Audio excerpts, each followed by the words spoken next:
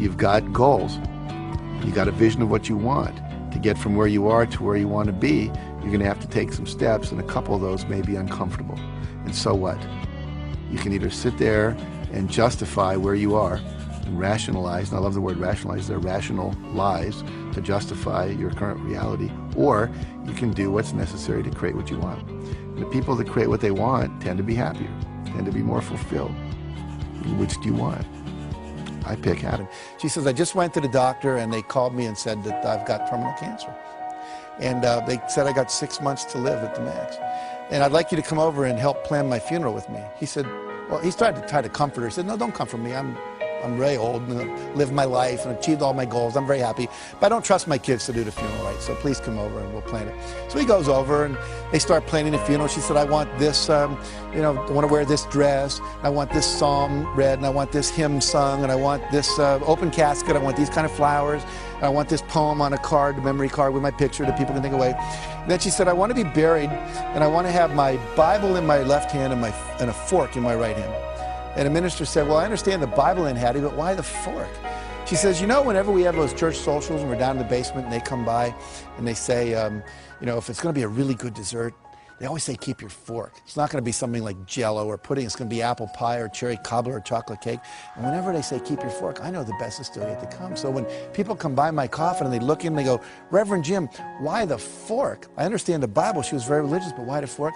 You just look them right in the eye and say, Aunt Hattie knew the best was still yet to come. When you say, I can't, when you lie, when you focus on your failures instead of your successes, and when you surround yourself with people who are judgmental rather than encouraging and empowering, it actually has a physical effect on you. So that's how powerful thoughts are. We see that our thoughts affect us and other people's thoughts affect us. So we have to be very careful where we place ourselves and who we hang out with and who we surround ourselves with. A woman named Catherine Lonigan. Catherine Lonigan went off to college. She wanted to be a writer, and she took her first writing class and she got an F. And she went to see the teacher and said, why'd I get an F? He says, because you can't write. She says, well, I'm on a scholarship, here to be a writer. I came to be in the creative writing program. I was the editor of my yearbook, editor of my school newspaper. I wrote a play that was performed in high school. They told me I was gifted. I said, well, you're not. He said, if you stay in my class, you're going to flunk it. And if you flunk my class, you'll lose your scholarship.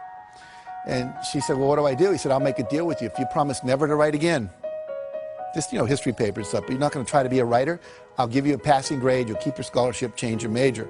So she did. I called it, she made the deal with the devil. 15 years later, she's down in Texas. They're making a movie at the next town over, and down where she lived in Texas, people would show up at the gas station after it rained just to see the oil slick. It was kind of boring there. So she said, wow, they're making a movie, let's go. So everyone drives over, and everyone's talking to the movie stars. She's talking to the writers, saying, what's going on, what's happening? And why are you interested in us? Why not the movie stars? Well, I always wanted to be a writer. And the guy said, BS, if you wanted to be a writer, you would have written. She said, I was told on good authority I couldn't write. He was a Harvard professor visiting our campus that year. He said, that's BS. He said, what I want you to do is go write something, send it to me. I'll tell you if you can write. I do it for a living, I know. So she goes and writes a book, sends it in to him. He sends it to an agent in New York, and they publish it. Her next book was called Romancing the Stone. The book after that, Jewel of the Nile, both made into movies with Michael Douglas and Catherine Turner. So what's the deal here? 14, 15 years of her talent wasted because she bought someone else's evaluation of her. My friend Terry Cole Whitaker says, she wrote a book called What You Think of Me Is None of My Business. Do not let other people's evaluations of you control you. It doesn't take any more effort to dream a big dream than it takes to dream a small dream. So if you're going to decide what you want, go for what you want, not what you think is possible. Most people hone down their dream because they can't see how they can do it. And I'm saying to you, dream as big as you want. In fact, big dreams are exciting. Big dreams attract big people. If Martin Luther King said, I'm going over to the supermarket in Mississippi, I don't think a whole lot of people would have gone down there with him. But when he said, I want to end racism in America, that was a big dream, and it inspired a lot of people to want to play. A great personal sacrifice to themselves because it was big enough and worth doing. He said, if you can dream it, you can do it. Which means that you're never given a dream that comes out of your own desire place that isn't something you have the capacity to fulfill. You may have to learn some new skills, you may have to partner up with some people, you may need to learn some, how to access some new resources along the way. But all of that is possible if you'll simply dream the big dream. Because the dream doesn't come unless the capacity to achieve it comes with it. You have to be willing to do the work as well as dream the dream. Okay, I have a book here. It's my book. It's called The Success Principles. And I've sweetened this by putting as a bookmark a $100 bill. And I'm going to give this away to someone here in the audience to illustrate the next principle. Who would like this? Okay. Marianne, good job. Now, what did only 5 people in this whole room do that no one else did? They got off their butt and they took action. And so the next principle is you must take action. When you start visualizing your goals and this GPS system comes in, you're going to start getting little roadmaps, and we call them inspired actions. You're going to start getting inspirations to act. You must act on them. I've had people, sometimes nobody gets out of the audience, and then I'll ask them, how many of you thought maybe what you ought to do is get out of the audience? And like half the hands go up. I'll say, what stopped you? I didn't want to look like I needed it that much. I didn't want to get up there and have me be wrong and look foolish, you know?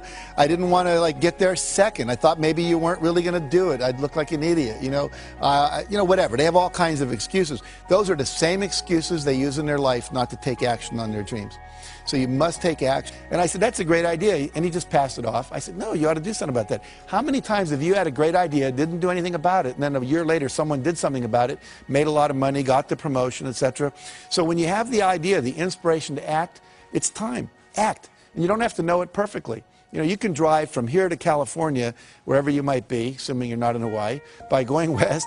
And what happens is that you don't have to see the whole route. You only need to see 200 yards ahead of you. At night, you can drive just with your headlights, and the headlights keep moving with you. And your goal in life is to, like, get in the game. You don't have to see the whole blueprint. You just have to see the next steps, the next steps, the next steps. And if you keep taking the next steps, eventually you get to where you want to go. So never, ever, ever give up. Ever, ever, ever.